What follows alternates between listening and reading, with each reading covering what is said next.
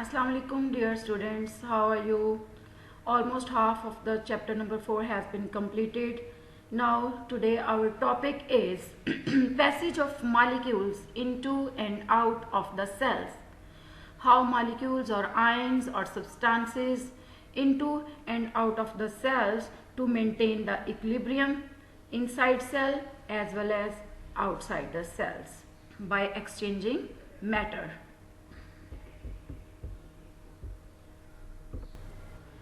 Students, the objective of today's lesson is to understand the phenomena that how molecules or ions enter into the cell or out of the cell. You know that cell membranes maintain equilibrium inside cell as well as outside by exchanging matter with cell's environment according to the need. Cell membranes do it through the phenomena of diffusion, facilitated diffusion, osmosis, filtration, active transport, exocytosis and endocytosis. All these processes are used to enter or exit the ions or molecules from one place to the other or from outside to the cell to the from outside to the cell to the inside of the cell. Some processes need energy to do this, but some processes like diffusion and facilitated diffusion don't need energy. So these processes are called passive processes or passive transport. Today we will discuss only diffusion and facilitated diffusion.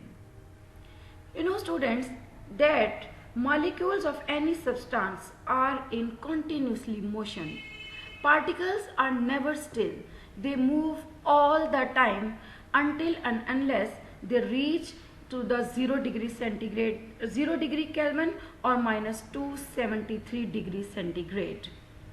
Molecules remain constant in motion until they reach to the freezing point. Particles move in every direction, but the net effect is that they spread from where they are a lot to where they are few. This movement is called diffusion. So we can diffusion defined as the net movement of molecules or ions from a region of their high concentration to a region of their lower concentration. It is important to include the word net in a definition of diffusion. The random motion of molecule means that they move in all directions, but there is a greater movement in the direction that is down the concentration gradient. We can also understand it by giving an example. When you separate a bottle in one corner of the room, the molecules of perfume evaporate from the bottle and spread out through the air until they reach the person sit to the other corner of the room. So the molecules diffuses from higher concentration towards the lower concentration. The diffusion occurs in living and non-living systems wherever there is a concentration gradient. They will continue until particles are distributed evenly throughout the system. When uniform concentration is achieved, molecules still move, but there is no net movement in a particular direction. Eventually, the molecules reach a state of equilibrium where they are distributed equally throughout the area. We can also understand when we put a drop of ink in a beaker filled with water, the molecules of ink will diffuse with the molecules of water gradually and then evenly distributed and give a homogeneous mixture as the color of the ink. Now they reach to the state of equilibrium. That is also shown in the diagram that first of all we put a drop of ink in the water. First of all the molecules are concentrated at a region where it is fall down and then gradually they are distributed in the water and at the end it is equally distributed and a homogeneous mixture of ink is obtained. The examples of diffusion. Diffusion is one principal method of movement of substances within cell as well as across cell membrane. You know it well.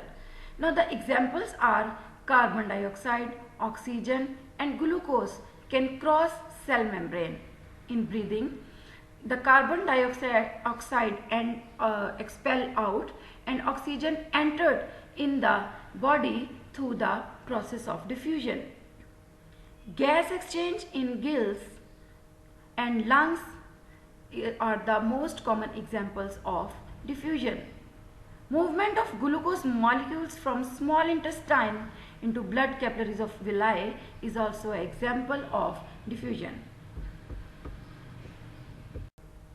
In this diagram, you can see that the concentration of oxygen molecule is greater outside the cell than inside. So the oxygen molecules diffuse into the cell through concentration gradient. Now the next one is facilitated diffusion. Students, some molecules don't diffuse freely across cell membranes because of their size or charge on it.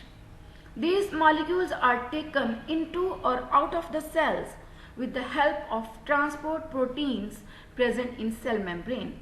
You know well that cell membranes are made up of lipids and proteins, and in cell membrane there are some proteins which are known as carrier proteins, which are useful to transport some material from outside to the inside of the cell.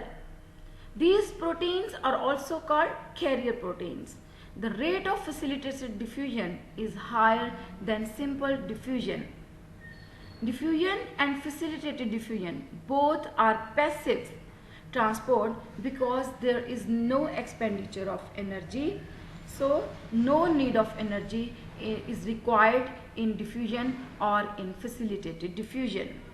There are some processes in which need energy. Those processes are called active transport, but diffusion and facilitated diffusion are passive transport because there is no need of energy in the movement of molecules or ions from a region of higher concentration to a region of lower concentration. This is a diagram of facilitated diffusion in which ions or molecules move through carrier protein, and this movement is rapid than simple diffusion. That is also this diagram is also on the page number 70 of your book. Hope you understand this topic, diffusion and facilitated diffusion. Now the homework is to learn this topic from the book, page number 69, and you will write a note on diffusion and facilitated diffusion.